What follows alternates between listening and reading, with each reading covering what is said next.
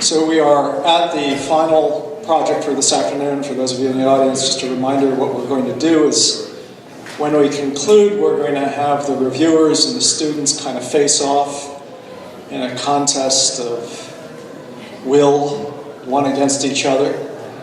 We'll do that for about 30 minutes, and then we'll be over. But in that session, we'll get a chance to sort of get some perspectives beyond just standing up here and talking at you. It'll be a little bit of an exchange back and forth.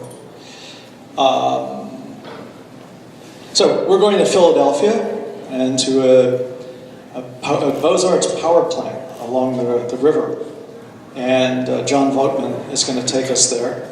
His committee was Garth Rockcastle, chair, sorry, and Michelle Lamprakos and myself. And it's all your show. All right, thank you. Okay, so I'd like to start out by thanking my committee and my classmates for helping me through this process. The title of my thesis is Workshop of the World, Uniting Community and Creating Opportunity Through Adaptive Reuse.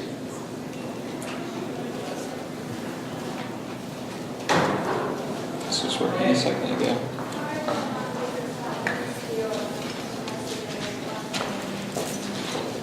The battery died.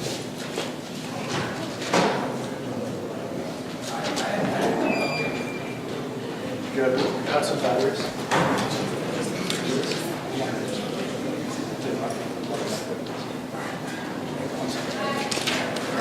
Should I continue with the arrow?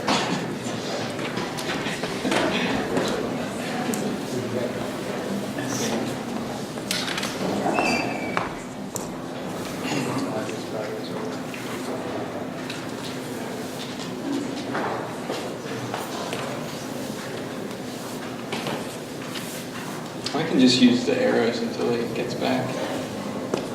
That's Go ahead. Good. Okay. Okay, so the big idea with this thesis is that there's an abundance of these abandoned structures in post-industrial cities that I believe have significant historical and cultural ties that contribute to the identity of the city, as well as the communities that they're located in. And rather than destroy these buildings or use them for private activities, I'm proposing that we regenerate them in such a way that they contribute to the communities that they're located in. And as a case study to investigate this, I'm looking at the Pico generating station in Philadelphia. Just a quick outline of what I'm going to be talking about today. I'll start out with some brief theory, go into the existing site and building analysis, then I'll talk about my design, some future development opportunities as well, and then conclusions. Okay, that's okay.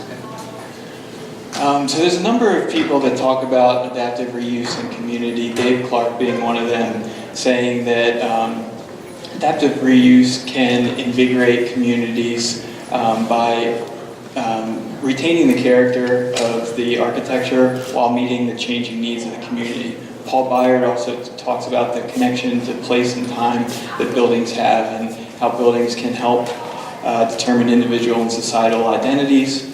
Brian Ladd talks about buildings as being symbols and repositories for memory.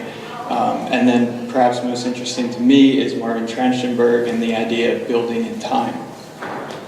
So basically the idea that construction over a long period of time can help to build community. And the Duomo in Florence is a good example of that. It was built over 100 years by multiple architects, engineers, craftsmen, all knowing that they may well not live to even see the completion of this building. And we can't really build like that anymore, but I think adaptive reuse offers a similar opportunity to build over time and reinvigorate communities with additions and adaptations over time. So this kind of graphic illustrates that, where pre-modern construction built over a long period of time, whereas now we can't really build like that, but we can create an initial large investment and then adaptively reuse incrementally over time to continue changing the building. So in terms of site, I looked at Philadelphia mainly because it has a strong neighborhood system, and I wanted to tie this back into community. Also, it has a history and importance of production and industry, as well as a number of abandoned buildings related to deindustrialization. In fact, there are between 40 and 50,000 abandoned properties in Philadelphia, which have significant economic impacts, including reduced property values, household wealth loss, as well as social impacts, increased crime rates, social fragmentation, mental health issues, all of which ultimately resulting in a weakening of the community. So I began by kind of combing the city and looking for opportunities for reuse, and I started by looking at buildings. So I looked at public schools, I looked at industrial buildings, I looked at abandoned piers. I also looked at took more of a community-driven approach, where I looked at communities that were in need, so lower income neighborhoods that could use a driver for change, or developing neighborhoods that were undergoing significant change already. And then finally, I looked from more of an infrastructure point of view at different things like the Reading Viaduct, Interstate 95, Market Frankford Line, and a number of utility buildings. And ultimately, I landed on the Delaware riverfront, mainly because it has an overlap of all these different methods of investigation, along with a rich historical context. And then I settled on the Pico Generating Station, located here just northeast of Center City, for a number of reasons. One being that it's an iconic building that has significant ties to the community that it's located in Fishtown, as well as the city in general. It's located directly on the waterfront with good access to public transportation. It has a strong historical context of a shipyard and a coal-burning power plant, initial settlement in Philadelphia, as well as being directly adjacent to Penn Treaty Park, and 95, which cuts through it makes an interesting design opportunity. So just some quick history about the site. In 1683, the Penn Treaty was signed on the park directly next to my building. 1884, the Nephi and Levy shipyard was constructed, and you can see the outline of where my building is currently located. In 1913, Pico acquired the site, and they constructed the plant between 1917 and 1920. They added an addition in 1953. They began construction of 95 in 1959, which cuts through the neighborhood there. It was converted to gas in 1970,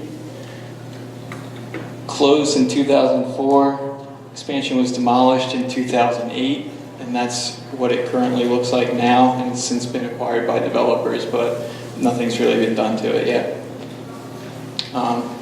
So a little bit more info about Fishtown. It originated as a hotspot for shad fishing and other maritime-related trades.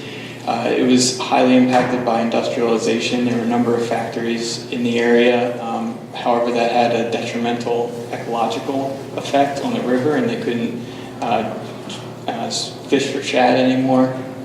And then went through a period of deindustrialization, like the rest of Philadelphia, resulting in loss of jobs. However, it still held on to that blue-collar feel. Construction of 95, which severed the neighborhood from the waterfront, and then currently there's a number of white-collar jobs moving in, artists, young professionals, which has a lot of positive benefits to the neighborhood, but it's also creating issues of gentrification and potential erosion of the community. So just to orient you towards the site, here is a figure ground. You can see kind of this dense neighborhood fabric, row homes. Here is the Pico Generating Station, industrial storage yards to the north, larger buildings on the waterfront to the south. The major arteries that cut through 95 and Delaware Avenue. There's the outline of the neighborhood and two major commercial streets. Public amenities, so you can see there's not a whole lot of green space in this area, making Penn Treaty a very popular and important public amenity for the community. And then public transportation. So you can see it's within a 5-minute walking distance of 2 trolley stops, close to the Market Frankfurt L, bike share, bus stop. And then here is an aerial of what the site currently looks like today with Penn Treaty Park there, site boundary of about 16 acres, and then Beach Street running directly in front of the building. The site generally has 6 major components to it: the power station, the coal tower out here on the pier, ash bunker, the screen house, and then some leftover fuel storage tanks. And then within the building, it's split up into 4 major components: the switch house to the front, turbine hall, 2 boiler houses, and a storage zone in the middle. And then here is the current site plan and the kind of orientation of the plan that I'll be working from now on. I just want to quickly walk you through the processes, not too detailed, but just as a way to start a conversation for some of the circulation moves that I make later on. So coal was delivered, brought up through the coal tower, processed through the building, through the coal bunkers, and into the furnaces. And then it was taken out on an ash tray to the ash house and picked up by barges again. You also have 2 water systems: a circulating water system pulling water from the river to cool the steam, and then being pushed back out to the river, as well as a closed loop system internally where the water is converted into steam to fuel the turbines. You also have forced air through the boiler and out through the stacks, as well as the final production of electricity from the turbines that goes through the switch house and pushed out to the community. And then just to kind of orient you towards the building, there's the front, there's the switch house, some images of what it looks like. There's turbine hall. You can see there's 2 main levels to it, a lower level and then an elevated level where the turbines would sit, with some skylights. The boiler house is in the back. And then if we rotate around and look at the boiler houses, you can see that they're generally made up of the furnace and the ash hoppers on the bottom, coal bunkers along the top, and they all fit into this nice structural system. Walls and floors, and then it's wrapped with these exterior walls, this neoclassical Beaux-Arts kind of style. So basically breaking it down, it's really, to me, it was this industrial core and surrounded by a neoclassical wrapper. And then within the building itself, it's further divided based off use, and there's very little connection between the different uses, between the boiler houses, the turbine, and switch house, which correlates directly to occupational status. So the manual laborers are back here in the boiler houses dealing with the coal, the mechanics are in the turbine hall, and then you have the engineers and managers up front in the switch house. Then just looking at the building in section, one of the interesting things I noticed was this kind of natural piano nobile, which kind of sets it up good for the potential of flooding. So 3 main objectives that I had based off this analysis were: 1, strengthening and unifying the community of Fishtown, improving connectivity, both physical and temporal, and then creating economic and cultural opportunity within the neighborhood. To do this, I'm trying to create public spaces, the idea of porosity and transparency within the building, improved connectivity, so connecting Fishtown to the waterfront, as well as internal circulation within the building, and then the idea of revealing and concealing to show the new and the old juxtaposed together, and then using an innovative programming to create economic opportunity. So the program is basically split up into these major components. The idea of a corporation, like an R&D facility of a corporation, mixed with innovator and maker space to kind of have this symbiotic relationship to feed off of each other, coupled with education, all tied together through community. And then breaking that up into spaces, you have gallery spaces, a museum component to tie into Penn Treaty Park, education, offices and makerspace, and retail. So I'll jump into the site plan now to start to talk about some of those moves I was making. First thing is looking at the building as a connector between two parks. So taking Penn Treaty Park, creating a new park on the other side of the building, using the building as a link between the two, and creating an internal street, public internal street within the building. The next thing is kind of carving these water fingers up from the river and starting to bring them into the neighborhood to, one, create more property value along the waterfront, as well as to kind of create a stormwater management system that can naturally filter the stormwater as it runs down from the neighborhood, and then using those stormwater components and vegetation to tie back into the neighborhood to create a stronger connection. It's also looking at developing more of a public street along the front of it, and thinking about this building as not just a one-off, but a generator for future development along the waterfront of innovation spaces, neighborhoods, as you move further north. And then here's the final site plan.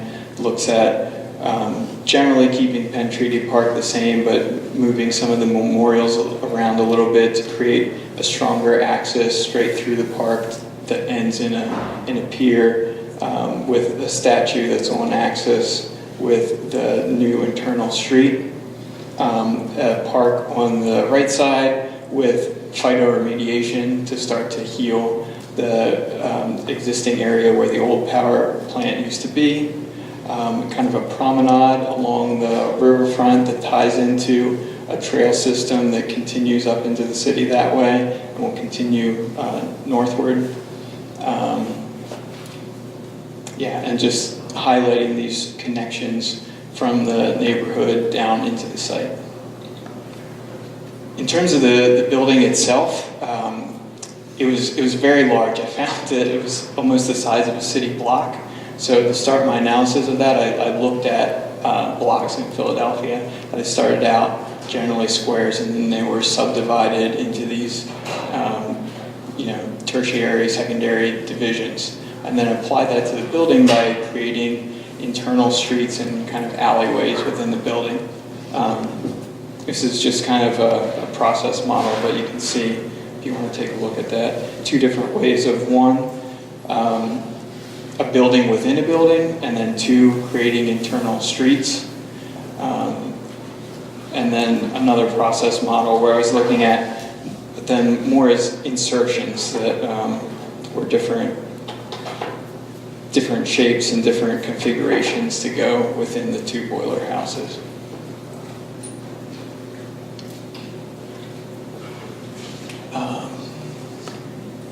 So I'll walk you through the floor plans a little bit. For the ground floor plan, I've placed some parking in the rear. I also have a gallery space on the lower floor that I'm calling graffiti gallery. There's already a lot of graffiti in the building, so I'm kind of trying to keep a little bit of that alive with a dynamic art space. There's an entrance from the street that comes in that leads you to a grand staircase that can take you up to Turbine Hall, or you can filter around into the gallery space. There's also retail and restaurant areas that connect out to the street to help start to develop that into more of a commercial street.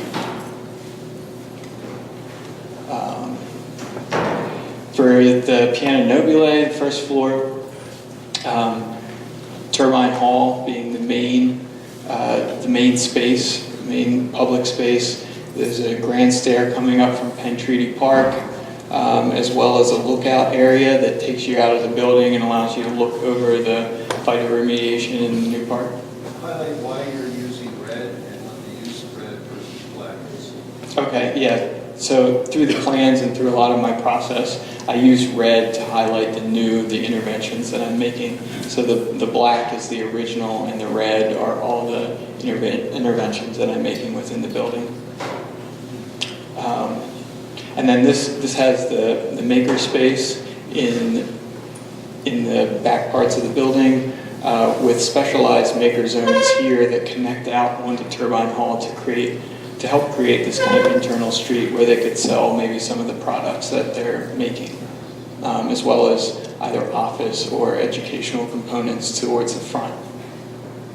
I've also created a ramp system that comes up from the street and actually comes into the building so that, maybe not 18-wheelers, but trucks, food trucks, and other kind of smaller delivery trucks could come up here, actually pull into the building, and they could open up garage doors, and people within the internal street could walk up to the food trucks, or deliveries could happen right there and be taken into the makerspace. And then the typical incubator floors are set up so there's office or incubator space in the back, a main circulation zone in the middle, and then connectors and elevated pathways that connect you over to the front of the building where there are education components. And it's relatively the same for the office.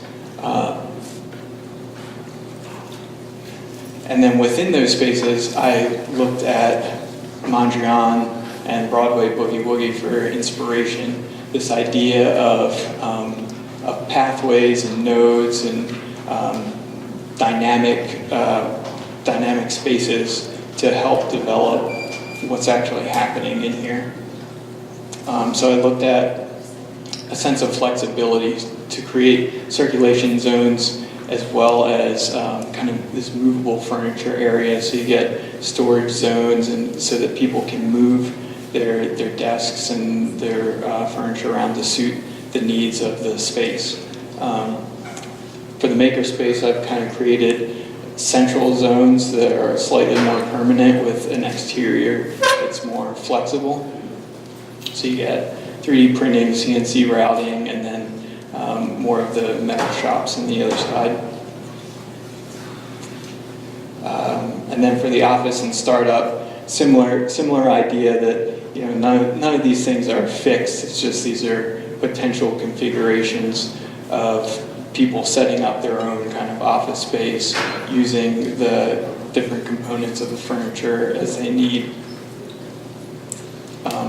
But not only looking at a horizontal flexibility, but a vertical flexibility as well. So using the existing pier system and then inserting these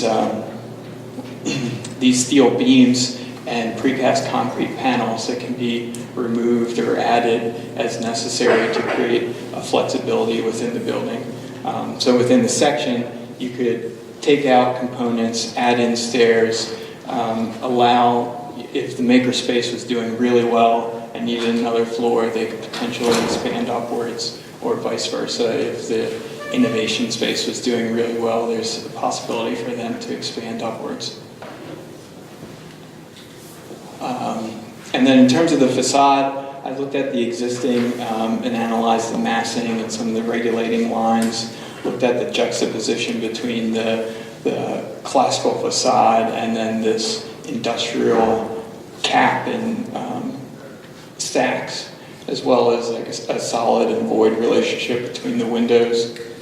And I went through a series of iterations of trying to figure out what this kind of insertion would do and how it would protrude out and retract in, and ultimately ended on something like this, which looks towards the geometry of the building as kind of inspiration and changes at all different four sides with respect to the different contexts that's going on. So to the north, it's generally respectful. I'll walk through this. Okay, so from the north, it's respectful to the street front. It keeps generally the same facade with a slight carve out through the middle and keeping the main entryway so that you can enter through the existing From the south, it takes a little bit more of an aggressive approach, applying more glazing, more protrusions to connect out to the waterfront. The west facade, which is adjacent to Penn Treaty Park, is again a little bit more conservative to tie back into the park. And then the east facade, which connects out to the new park, has additional, has more glazing, more connections. And then these are just a couple process models showing what I've added, and then the final, which you can see on the boards as well. So there's the aerial. This is looking from the waterfront, like a ferry would be coming in. This is from Beach Street. You can see the ramp coming in and the additions there. And then Turbine Hall with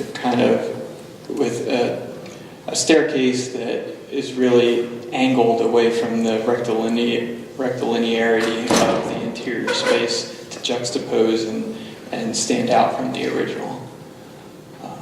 There's that. So I'll walk you through a couple of the images that I haven't talked about yet. So the makerspace here, which has the existing columns and then this translucent whiteboards on it that allow you to kind of see through to the columns behind, but right on top of it, so you get a combination of writing and as well as the old behind it, and then using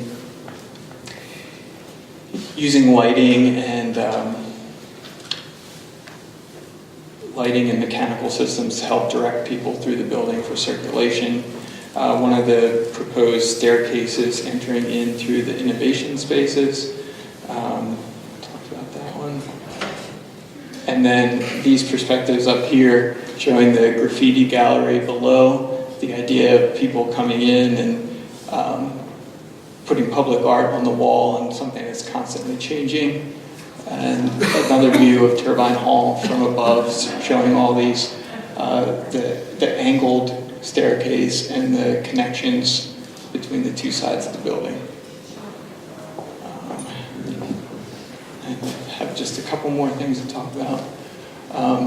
So I realized that through this project I haven't addressed everything, and the idea is that my addition would not be the only addition, that this could continue on and on and on, and I'm just one of many people that could be intervening in this building.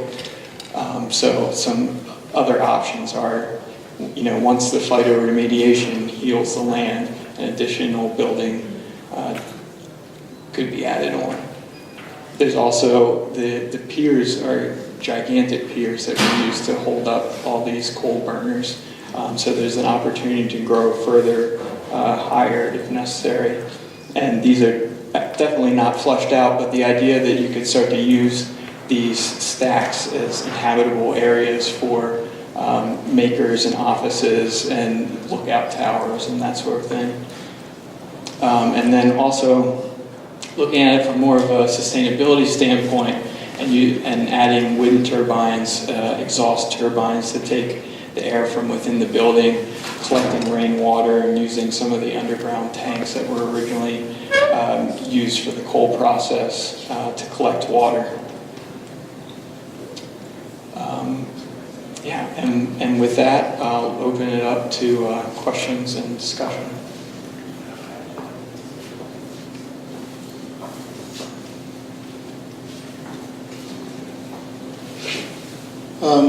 My first question is the program. Yeah. Is this the program that the developers will use, or this is your research? This is my research, yeah. The developers haven't really proposed a program as far as I know. There's a master plan for the waterfront that calls for it to be, I think, more of an event space. And one of the things I noticed from the master plan is that there's a lot of kind of residential development along the waterfront. And so this was an idea to try and bring back kind of that historic presence of making and creating and production to start to fuel these communities, not just bring in a bunch of white collar workers to the area. Did you have any idea about maybe having some residential as part of the program? Well, I did go through a number of iterations of that, and what I was thinking is that maybe the expansion, as it moves further up, could have residential facilities. I think I really, for the thesis, I wanted to try and keep it in the idea of production and making within the building, but yeah, that's definitely an opportunity and something I looked into in the beginning. Is this building considered a historic property? It is, yeah. Okay, so whatever you do to it, there's some committee that would oversee Right, it? yeah, yeah. Okay. I think you have a great touch for this building, and you didn't overdo it. You respected what's there, and to be honest, it's very similar to what Herzog and de Meuron did with the Tate. Okay, yeah. Similar situation, industrial building that's repurposed, and the type of uses you have for the program, I think are pretty cool and effective for the site. And even similar to the Tate, the idea of a future expansion, which they've just completed to the Tate, is very interesting. Even the way you've rendered it it has that, there's nothing sort of sweet about it. It still has that industrial quality to the illustrations, and that's really great. It's like a decision you're making a movie, and the decision between doing it in black and white movie or color. And I just like the sort of subdued presentation that you have. The design elements that you've added, I think, are appropriate, and you see it a lot with repurposed industrial buildings to sort of keep that touch. So congratulations. I think this is great. Thank you, thank you. Basically, one question is, in this kind of building, then generally, you mentioned there is a lot of equipment, like the thermal station, the ashes collectors, and very often those are quite astounding shapes and forms, and I wonder if you just take them out, everything, to gain the maximum of floor space, or you selected maybe some of the elements that are already there as a witness of the life of the building as it was before, what had been done. Because I'm familiar with some of these kind of projects, and I know that this is one of the issues. What to take and what you take it out. Right. Seems that here basically you took out all the equipment apart from the smokestacks, Right. which are clearly one of the major points. So that's one of the question. The other is, I don't know, is this tower at the end a new building, or is already there? Yes. So this piece is existing here, Okay. and this is existing, and then I've grafted on a glass piece to it, along with a kind of a green wall to tie back into Penn Treaty Park. But I think you did a lot of, you had a lot of good ideas, and this idea of connecting the two parts of the building through this interior galleria, I think is very strong. That's probably the focus of the entire project. And the other outdoor galleria, or whatever you can call it, the one that goes towards the river. Right, yeah. It's not clear that one, if it wants to be left as an open space, or maybe it's closed partially. You just put this series of gates, which they tend to be a little too formal for this, I think, a little bit too, I don't know, to define them, more like urban furniture kind of thing. Right. And maybe the roughness of the building, and at the same time this, as you say, classical Mozart feeling of it. It's very interesting, the contrast. Right. The other question is about the surfaces, because again, in this kind of modeling or restoration, as you want to call it, often there is an idea of layers of that present itself mostly on the walls, on the stucco, on the color, on the rusted surfaces, and so you got into the detail, but the quality, the atmosphere, the patina of the building could be one source of quality in the project. Instead of thinking, well, everything is new, I just put paneling everywhere, and which is also interesting, of course, depending what kind of paneling, what kind of lighting, what kind of air conditioning and staircases and all this type of thing is fundamental. But I would like also to see a little bit more of this really tactile feeling for the building, not just the use of space. Right. I have to say that I'm highly impressed with the quality of this project and with your careful study at all levels, from the macro to the micro. Starting with the urban intervention, I believe that any resident from that area would be absolutely delighted that this would be coming to the neighborhood. The way that you were able to weave back that waterfront back to the community under 95, and just by simply showing the trees and all that is a very good graphic representation of how a vision can be accomplished that can bring people down to that level.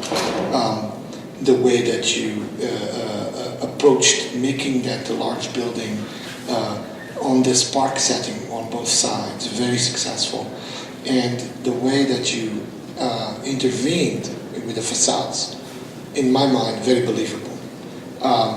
You were extremely careful to not overpower a large building, yet a careful crafted building because of the Beaux-Arts.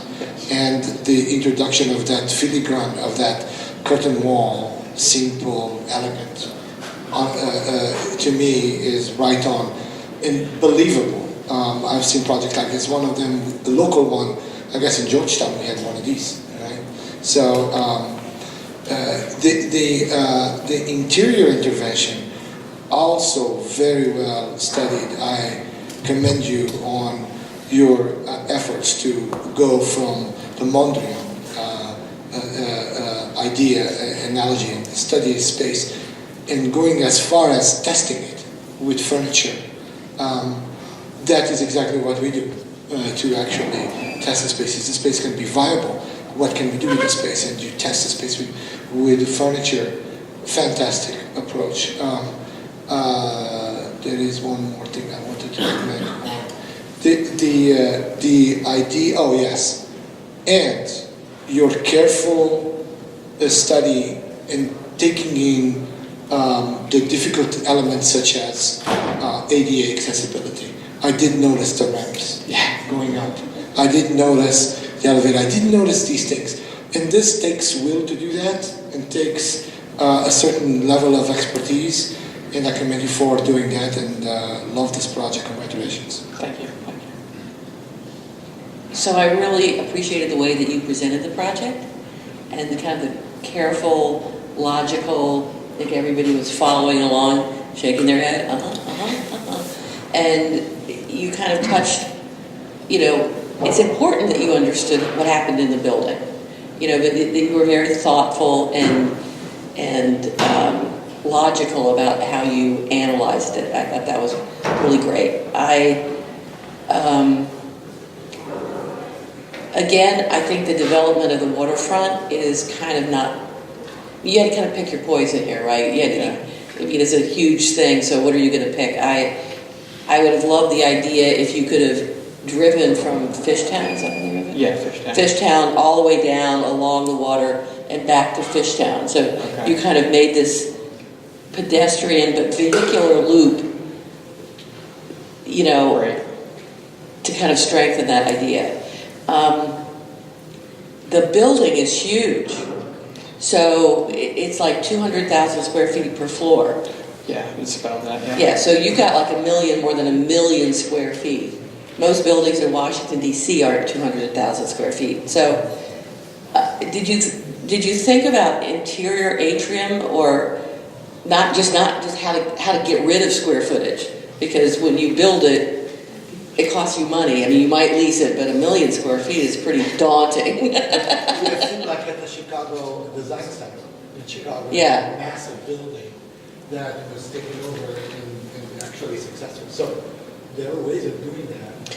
Yeah, but you gotta have users for that too, you know. But I mean, not to be too realistic. I think the way that you've looked at the plan, the way you've dissected the plan is really interesting and very thoughtful. Again, I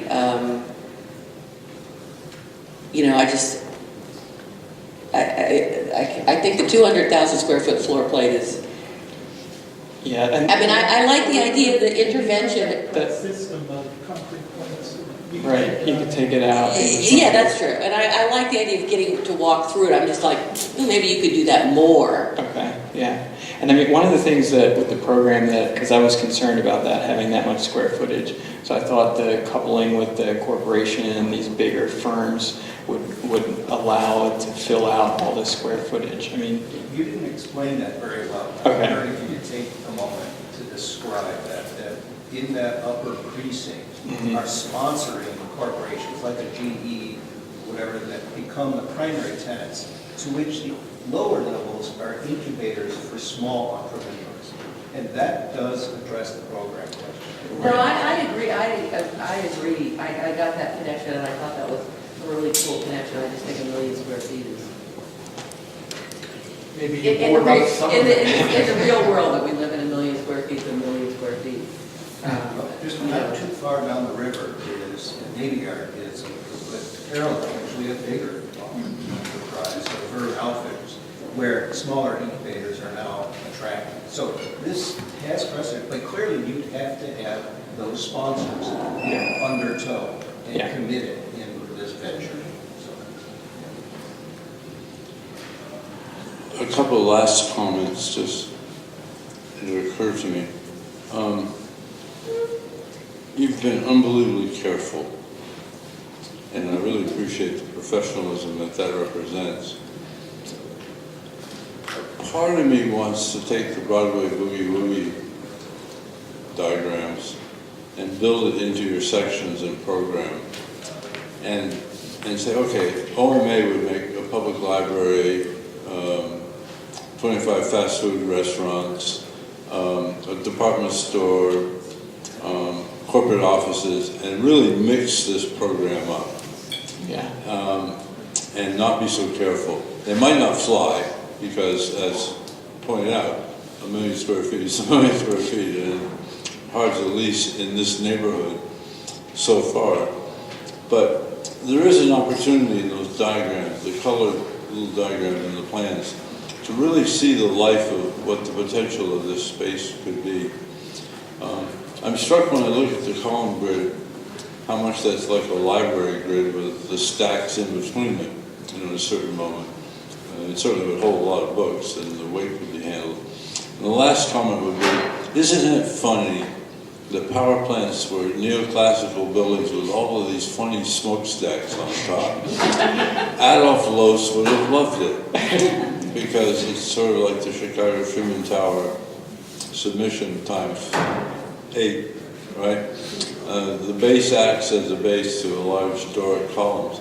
And again, because it's the end of thesis and it's been a wonderful experience for all of us and for you too, there is a question of when do you want, just as a kind of aside, do you want to take a chance on those columns? Take them out, take one out, decorate 3, turn them into white, red, white, and blue. Yeah. Go for it. And don't be afraid to, because the whole thing is so professionally done, you could move, you could sell it tomorrow. And that's a real compliment because that's the professionalism of getting your degree. But there is an opportunity, I think, still in your own fantasy world to say, what if I really wanted to push it? If you were competing against other firms in the same job, how would you compete? How would you get somebody's attention and say, this is the way you should try to think about it, even if in the end you have to come back to do the more sober solution. So you have my full compliments. There were a couple of drawings you had. One of these, you could see the red grid over the gray building, which I thought were pretty stimulating. They sort of disappeared in the final renderings. Yeah. But superb job. Thank you. I don't know if you are familiar with the remodeling of an old Fiat factory in Turin with a circuit for cars on the top. And Renzo Piano did that. And for example, one of the programs that I think this building could stand would be an auditorium. Something that it's flexible for different uses, and at the same time, I agree with Bruce. In a way, you have a lot of floors, and maybe you don't need that surfaces, and you can cut out an auditorium there, and give in the building even an extra element, like a real organ. Because this is like a big body, with veins and the organs and things. So this element, I think, are important. The other thing, I don't know, I think this area, this gallery is so strong. Is the cover your design or is it existing already? The cover? Yes, and also these passages through They're mine, yeah. They're mine. Yeah, the roof is kind of a combination of existing and new. So there's pieces of the roof that I removed so that you could see the trusses, because originally, as you can see back here, the trusses are covered. So pieces of it with the upper floors to allow these the elevated walkways to go across. I removed pieces of the ceiling so that you could walk in between the trusses. I think to solve some of the square footage problems, I really think the top 2 or 3 floors should be residential. I mean, this would be fantastic. I would love to live up there. And the views out along the river, and then you could start to cut out, as you said, atrium or courtyard, and not affect the volume of the building from the outside. That would be something internal. And it's easy enough for you to just continue, make another diagram to show what would happen with a typical residential floor, and not change too much in your presentation. Take it one more step. Okay. Yeah. Again, a great project, and it is interesting. We did really talk about the views from this building, which I don't know what that part of the river looks like, but I can imagine, again, that's something that would just make this such an ideal place to be, both for business, for events, and even that piece you pulled out and sheathed with the glazing, what that space could be as far as an event space on the water is great. Yeah, I should have a drawing of it, but you can look from here and see all the way to Center City. You can see the whole skyline. Yeah. So this is where, what is it, Comcast, the Norman Foster building? They should have just bought this and forget the skyscraper. It would have been way more expensive. Yeah, but it would have been. Yes. Yeah. In the section, I'm sorry, just one last comment. In that section, if you had taken the section through a kind of development vertically of ramps and stairs, so you can see how the floors linked up with each other all the way through up to the residential level or whatever, but it's through those first 3 floors, it might have been it would be a good selling point through the kind of public sequence. Because right now you can get to the Piano Nobile, but beyond that, and you see how floors are connected, but you're not sure how you really can experience the building, even though it has separate uses, but there still might be a public sequence that animates that section. Yeah. And I suspect you already have it, it's just you didn't take it through there in a way. But since it's such a Beaux-Arts building, you almost need to kind of Beaux-Arts experience of the Paris Opera House or Richardson's stairwell in the Albany City Hall, or to the State Capitol building, which goes all the way to the one side, comes back up, and animates joins all the floors, and it'd be a fun drawing to see, because it works really well as you're coming through your entry sequence and get up into the lobby. And you could almost, you wish Penn Station would reappear or something, the trains would be running underneath it. It has, I mean, it has all the scalar possibilities of big events and small events and a fun urban building. I think my comment is a follow-up. Please just let, I'll turn it over to you. in a second. So I just want to make sure I'm on the right track here. Where exactly is this section taken? So I jogged this section slightly. That's what I thought. That's why I'm confused. Okay, So I cut through here, through the center, to show the staircase going up through Turbine Hall, and then I shifted it over to show this. This little diagram here, process diagram, is not shifted, so it shows going up into Turbine Hall and then ramping down through the middle of the building out to the waterfront. So could you call up the image that, on the screen of the original building that corresponds roughly to that one, so that whatever that coal tipple or whatever it is that sits out there on the water, original.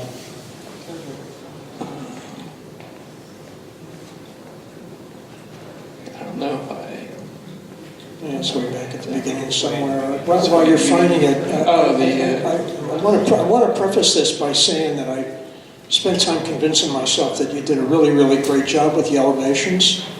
And particularly when I'm looking at that one, the extent to which the new piece, this glass piece that, works out here, kind of mediates wonderfully between the horizontality of the neoclassical stuff and the verticality of the chimneys. Does just a terrific job of doing that. And one of the things that attracted us to this site, I said, with our connection from last semester, I love that thing. There's something about the solid base of this thing, this concrete base, and the mechanical piece that sits up on top of it. And I think it's really swell that you provided this, terrific bridge that goes out to that kind of neat toy or monster or whatever it is that's out there, And then the reason I asked about the section is because somehow I want to be able to, having seen that, and then understood the building, I want to be able to go from here to that, and I want to understand what that sequence is, which is why I asked about the section, including the fact that it's a marvelous thing to come in, as you were talking about, Bruce, that, I come up here in this way and I get this amazing cross-axial experience before I get to. So the question is, how do I do that? Do you have a way to do that? And the only editing that I would do would be, that part out there, to me, ends up looking too much like a kind of normal building in contrast to the power of that item out there. That's the only editing job I would want to do. Okay. It's the size of a normal building.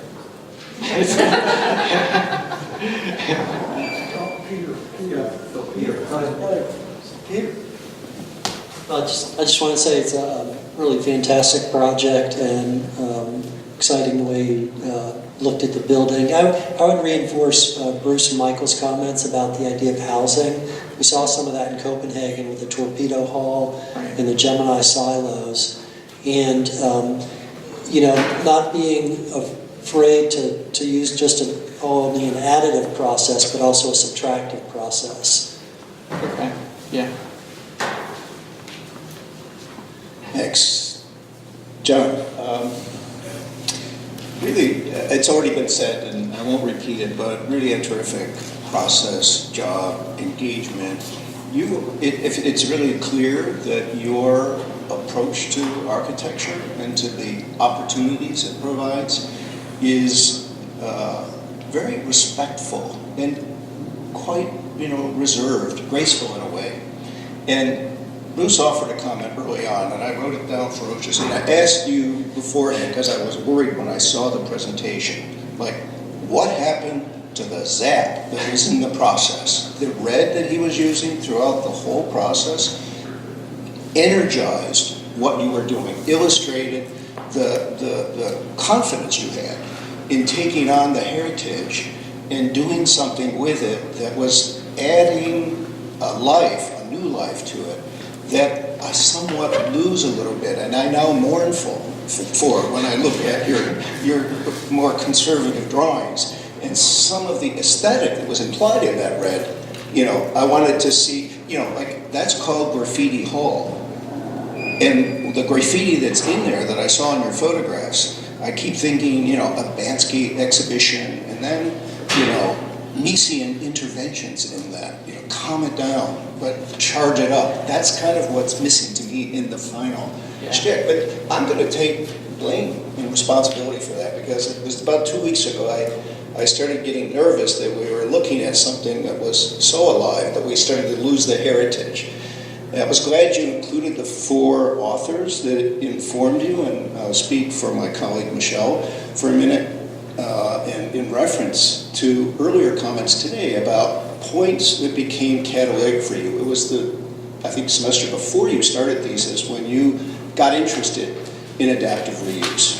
And there's so much you could have said about those texts, but I could see them feeding you the whole year-long process. And so I wanted to shout out to your course on adaptation, because I watched you come alive as a result of that material and bring it to this. And my only regret is that I perhaps, got fearful in the end that it was getting over, charged.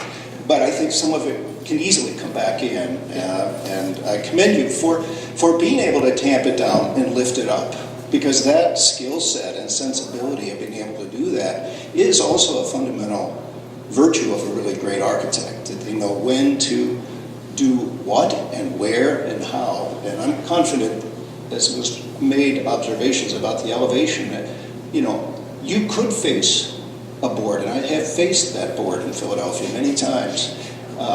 They, I think could be convinced by you that allowing some of this new syrup to come to heritage pancakes is actually probably a pretty good idea, in good, skillful hands. So I commend you, and best of luck. Thank you very much.